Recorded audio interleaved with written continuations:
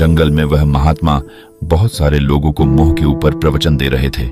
वो कह रहे थे कि मोह से बंधा इंसान एक अंधे आदमी की तरह होता है, जिसे महसूस सब कुछ होता है लेकिन कुछ भी दिखाई नहीं देता। एक बड़ी ही सुंदर कहानी है। इस कहानी को आप अंत तक सुनिए। एक समय की बात है। एक बार एक शिकारी जंगल में दौड़ते हुए एक शिकार के पीछे भागा जा रहा था। रात हो चली थी, इसीलिए सही से रास्ता दिखाई नहीं दे रहा था। दौड़ते दौड़ते अचानक से उसका पैर फिसला और वो कुएं में गिर गया। कुआं उसे दिखाई नहीं दिया कि यह काफी अंधेरा हो चला था। तब तक कुएं में गिरते गिरते उसने अपने हाथों से एक पैर की डाली को पकड़ ली और बीचों बीच कुएं में लटक गया। लेकिन तभी उसने नीचे देखा कि इस कुएं की निचली सतह पे सांप, एक जहरीला सांप फन काटे बैठा हुआ है जो उसे काटने को तैयार है।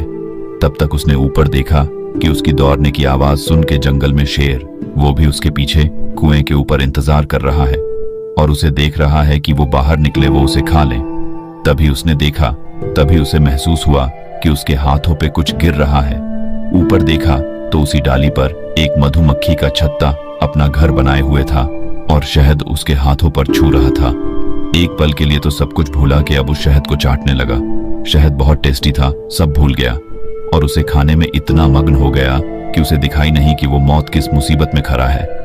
तब तक एक आदमी दौड़ते दौड़ते उसके पास आया और बोला, भाई तुम घबराओ मत, मैं तुम्हें बचा लूंगा, तुम इसे रस्सी को पकड़ो और फटाफट ऊपर जाओ। उसने कहा ठीक है, लेकिन वो रस्सी को पकड़ नहीं रहा था। उसने बोला, क्या हुआ, रस्सी क्यों नहीं पकड़ रहे हैं, जल्दी करो। उसने कहा, 1 मिनट रुको, मैं शहद को एक बार फिर से चख लूं क्योंकि मेरा बड़ा मन है। उसने कहा, टाइम नहीं है, तुम जल्दी करो। लेकिन शहर के चक्कर में वो कुएं में गिरा और सांप के काटने से उसकी मौत हो गई। महात्मा ने समझाया कि दरअसल वो शहद मोह है। मोह इंसान को ऐसे उलझा कर रखता है क्योंकि यह हमें वास्तविकता से अलग कर देता है और हमें ठीक से सोचने और निर्णय लेने की क्षमता से वंचित कर सकता है। एक मोह में पड़े इंसान को कभी भी सही और गलत के बीच में पहचान नहीं होती। वो हमेशा अपने फायदे के बारे में सोचता है या नहीं, जिससे वो उसकी प्यारी वस्तु कभी उसे अलग ना हो, और यही वजह है और इसीलिए वो मौत के आखिरी घर तक अंधेरे में रहता है। जब हम मोह में आ जाते हैं तो हम अक्सर वस्तुओं या व्यक्तियों को अधिक आदर्श रूप में देखने लगते हैं, जिससे हम उनकी कमियों को नजरअंदाज कर सकते हैं। इसके अलावा मोह हमें बुरी आदतों या अनैतिक कार्यों में ले जा सकता है क्योंकि हम उस वस्तु या व्यक्ति के लिए कुछ भी करने को तैयार हो जाते हैं। अतः मोह से बचना और विवेकपूर्ण निर्णय लेना महत्वपूर्ण होता है। वो चीजों को इतना जटिल बना देता है कि वो ना चाहते हुए भी उससे कभी बाहर निकल नहीं सकता। ये छोटी सी कहानी हमें यही सबक सिखाती है कि हम जिंदगी की आखिरी मोड़ तक, मौत के करीब जाकर भी हम मोह रहित रिश्तों के सच को पहचान नहीं पाते और अपना अंत कर लेते हैं, और हमें उसी चुनाव की छोटी पल के सुख हमें फरिश्तों में बांध कर रखते हैं। लेकिन अगर हम सचेत हो जाएं तब में उन चीजों से मुक्ति मिल जाए। जो बच्चा जन्म लेता है वह मुट्ठी में भाग्य बंद करके आता है। बच्चे से कितना भी खुलवाए वह इसे नहीं खोलता है, केवल पुरुषार्थ से यह भाग्य खुलता है। वास्तव में हर व्यक्ति अपना भाग्य आजमाने अकेला यहाँ आया है। उसे एक परिवार मिला है, कुछ धन वैभव मिला है, उम्र के प्रभाव से वह बड़ा होता है, जमीनें खरीदता है, मकान बनाता है, लोगों को काम पर रखता है, उनका पेट भरता है, कितनों पर हुकूमत दिखाता है और कितनों के सामने गिड़गिड़ाता है। पर जाते समय उसके हाथ स्वयं फैल जाते हैं, उंगलियां तन जाती हैं, बंद मुट्ठी को खुली लेकर जाता है। मानव जीवन की यही विचित्रता है। इंसान जो भाग्य लेकर आया था उसे पुरुषार्थ से पाया, आजमाया, फिर चल दिया। ये विचित्र परिवर्तन ही संसार का नियम है।